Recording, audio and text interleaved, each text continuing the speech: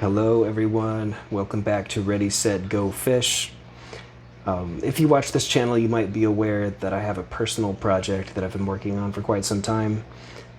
When I started this project, I took the pulse on Facebook groups. I kind of described the project and I was like, should I do it? Should I not do it?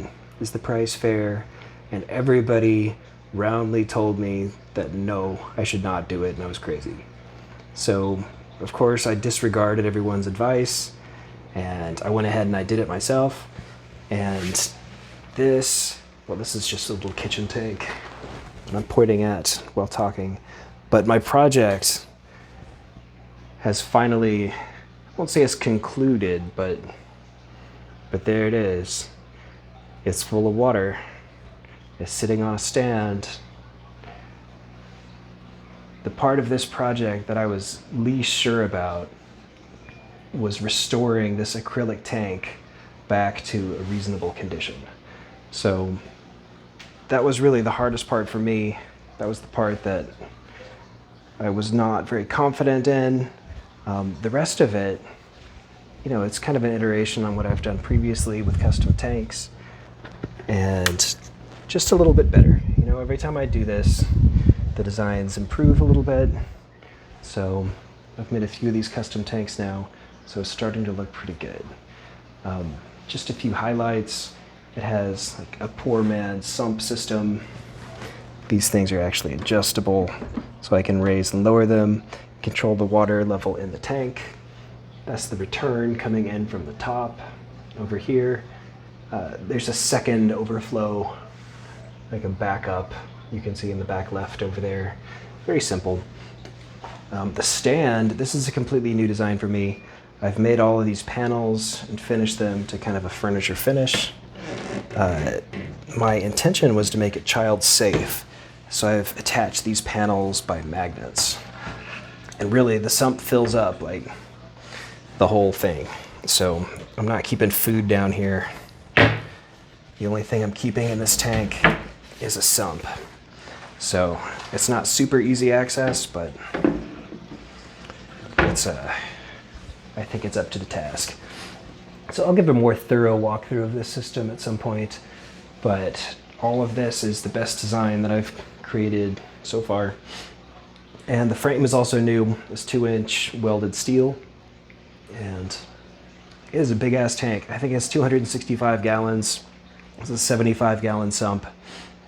So a good size system, and the stand is doing pretty well. So far so good.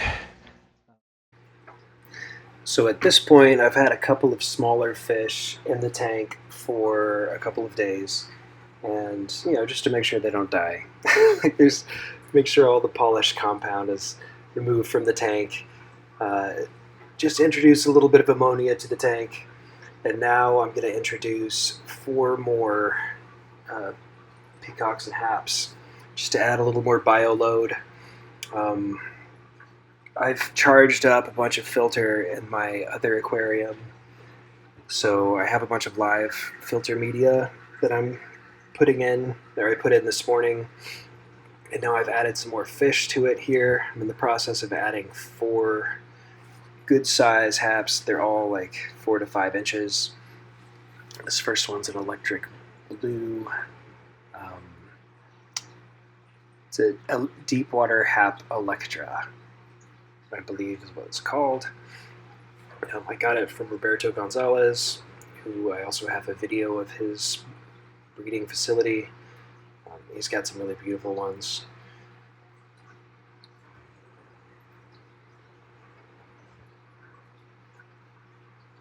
Let's see who's next. Oh wow. The light really does not do this fish justice. This is a tetrastigma. Look at the fins on that thing. They're just fins for days. They're like almost as long as the tail fin. He looks really colored down at the moment, just from the stress of being in the bucket, netted in his new home now. But that is the most gorgeous tetrastigma I've ever seen. And he's also from a local breeder Oscar Chavez. I don't think he's working with this line anymore, but that's a good example of the quality of fish that he can produce. It's really the prettiest one I've ever seen. Super lucky to have it. This one here, I believe that's a regal peacock. Honestly, it was one of the first Malawi cichlids that I've bought in this chapter of my life. And I just got this one, it was a few years ago from, I think it was PetSmart. No, it was a local fish shop, but it was kind of a bulk purchase. I think they were juiced. There's another fish that I'll introduce soon who's from the same batch, who actually turned out pretty nice. So you never know what you're going to get in those situations. But I definitely prefer to buy from local people who line breed and who you can trust a little bit more. This is another one from Oscar Chavez. This is a ruby red peacock. You know, he looks very blue right here in this light with this stress level, but the red really comes in nicely. He's got a bit of a blue face, and his body's just scarlet. So, a really beautiful fish.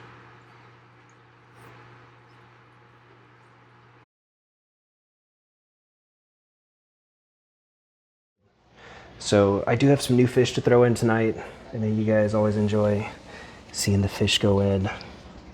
So as you can see right off the bat, 3 of them are albinos. So that's kind of fun. Let's see what we've got. Ooh, the first one.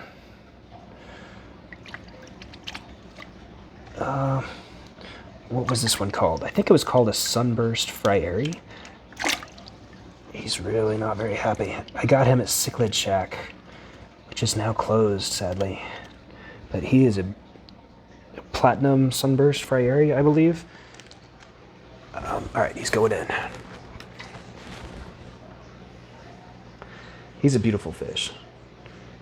I have to say, the stock at Cichlid Shack is just phenomenal. So if you get breeders from there, you know they come from a good place. Or progeny from Cichlid Shack, rather. Who else have we got? Gosh, they're all so colored down. I can barely even tell. Who is this guy? Oh, yeah.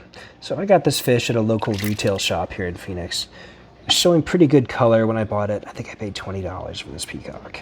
And it's been a totally boring fish ever since. Colored down almost immediately. It's been a little bit aggressive. I don't know if it was juiced, but I'll tell you, $20 from a private breeder, like a friend that you know, you can get a pretty nice fish for that. And I paid $20 for like a tiny little assorted peacock, so probably not the best deal in hindsight. This is a beautiful little fish here. I got this one from a friend whose fish room will be coming up in a future video, I hope. This one is an albino Taiwan reef. Very frisky, but it's obviously a pretty little fish. It's got gray egg spots in the back, nice long fins. Why don't you go in, buddy? He's been living in a 90-gallon tank for quite some time. So now he's in a giant grow out. Hopefully everyone's cool. These two used to cohabitate, so maybe they're just friends. Just checking each other out. But many of these other fish actually were in my 125, so I'm combining the smaller fish from the 125 with the bigger from the 90 currently. That's the first stage. Okay, so this guy, oh goodness. Gosh, he really looks different in this light. You know, I bought this fish also as an assorted peacock from a local fish store, and I swear he looks like an otter point a lot of times. All right.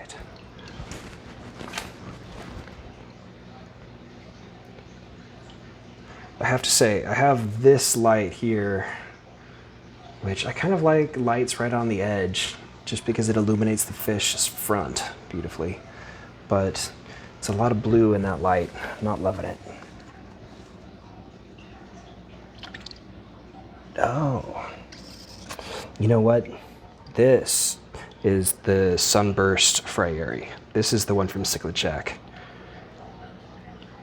Yeah, that's very pretty fish. Nice finnage, some gorgeous gold on the shoulders there and the tail. Really beautiful platinum, almost like an icy blue on his body. It's a gorgeous fish. This other fish that I misidentified before. Sorry, I've had these fish in the bucket for a while. This one's a white knight.